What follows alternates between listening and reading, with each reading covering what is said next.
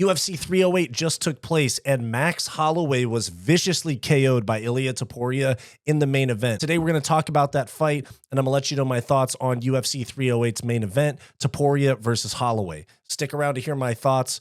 I'm Wyatt, and this is Fight Society. All right, guys, so before we get into the video, please make sure to like, subscribe, all that YouTube stuff. Become a channel member if you want to support our growth and get access to extra content. But let's talk about UFC 308's main event, Max Holloway versus Ilia Topuria. Fantastic fight. It was probably the most anticipated fight of the year. Max Holloway won round one, in my opinion, keeping a good distance. Couple of those right overhands from Ilia landed home, but they were glancing blows that Max was able to roll with. Max had a lot of success with those oblique kicks or stomps, I guess, on Ilia Topuria's front lead knee. And he also had some success with kicks to the body up the middle with those teep kicks up to the body. And he was spamming that left high kick over and over because, as many people talked about leading up to the fight, that's what Ilia Topuria is susceptible to. He's been dropped with, at least from Ilia Topuria's view or vantage point, it's his right side head kick that he is very, very open to. Max did try to exploit that, but Ilia was responsible defensively, kept his hands up, and all of those head kicks thrown by Max Holloway landed on the arms, the shoulder, the elbow, stuff like that. So he was able to neutralize the head kick that he had been caught with before by Jai Herbert and in regional fights as well. Now, so Max won the first round, in my opinion, and then Ilia was able to close the distance in that second round where he landed a lot more leg kicks to Max Holloway, where he was able to wrestle up into the clinch a little bit, and where he was able to find a home for that right hand and that left hook more than once. And there was a couple times where it looked like he kind of stung Max in the fight, and I was a little bit worried that Max Holloway was going to get KO'd in that second round. I predicted a second round knockout. It ended up being the third. Ilia is able to close the distance and land bigger shots and some leg kicks in round two. So it was 1-1 going into round three. Ilia came out in round three and essentially did the same thing to Max that he did in round two to Volkanovski at UFC 298, where he backed him up to the fence, closed the distance, was able to unload a vicious combo. He put Max down and ground and pound finished him off. The first time that Max Holloway's chin has ever been cracked. Genuinely kind of sad to see Max Holloway go out like that. But there was a lot of other stuff too to talk about with this fight other than just the result. You had Diego Lopes. They showed him cage side. He looked kind of rattled. I'm not going to lie. He looked intimidated by that Ilia KO, but it may not matter. Ilia and Diego Lopes may never fight because they brought Alex Volkanovski into the cage after. They were very respectful. I don't think that that was like a great face-off. They brought Alex in. He said, "I respect you. You're the man. Let's do it again." Blah, blah, blah. Ilia says 5 title defenses, whatever it was for Volk. He deserves another shot at the belt. Because keep in mind, the Islam Makhachev loss that he had at UFC 294 was in a different weight class. So I can't really fault Volk for that loss when it comes to getting another shot at featherweight gold, because he had it, defended it 5 times, and got KO'd by Ilia and lost the belt. People with 5 title defenses typically people with less title defenses than Volk get immediate rematches. So to me, I think that even though I think Ilia still smokes Volk and probably KOs him again, that is the fight that needs to happen. I know they're talking about Islam versus Ilia.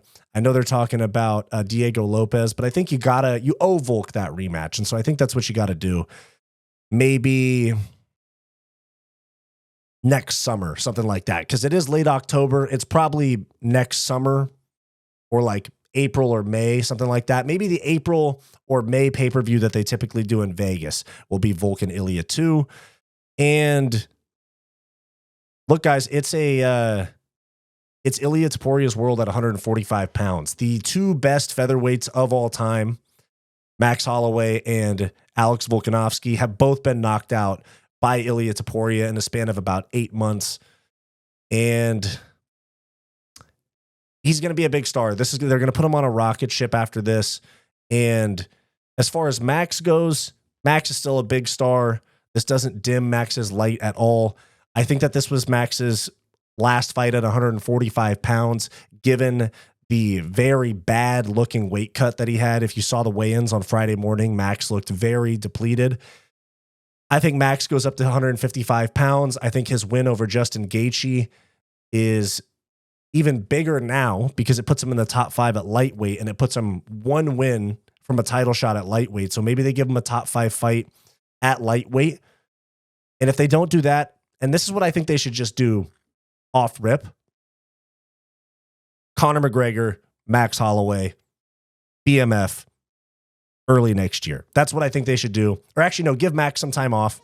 He had the 300 knockout, and then he also had the 300 viral moment where he KO'd Justin Gaethje, and then he just got KO'd. I think you give Max like 6 months off because he didn't get like viciously KO'd. I mean, it was bad, but it wasn't like face down, ass up, headbutting the canvas. And it wasn't slumped out for minutes like Volk was, for example. So I think you give Max like 6 months off. You bring him back against McGregor in the middle part of next year, I would assume. I don't think McGregor fights early 2025 because the 2025 pay-per-views are already kind of laid out for the first quarter. And I'll make a video talking about that. But this just is what it is. It's Ilia Topuria's world. Max Holloway's moving up to 155. I think you got to do maybe even him versus McGregor at 170 because I doubt that they can bring Conor back down to 155 pounds again. But hey, there we have it. UFC 308 main event. Max Holloway, a couple of technical things that I noticed that he could have done better was he was reaching with the right hand where he'd have his left hand out and his right hand, instead of guarding or having a high guard the way that Ilia Topuria was to brace for those head kicks, he had his right hand out and he was playing this reach game with Ilia Topuria. And that opened up that left hook to land. Ilia Topuria's got insane knockout power. I think the only person that's probably got similar knockout power to him at 145 pounds is a prime McGregor. And this was I know that Ilia's not the same star that Conor McGregor is, but I think Ilia's going to blow up in this next year or so, especially if he gets a KO win over Volk, maybe in Spain next year or against Diego Lopes. Ilia Topuria is a potential 2-weight world champion at some point. So UFC 308 main event.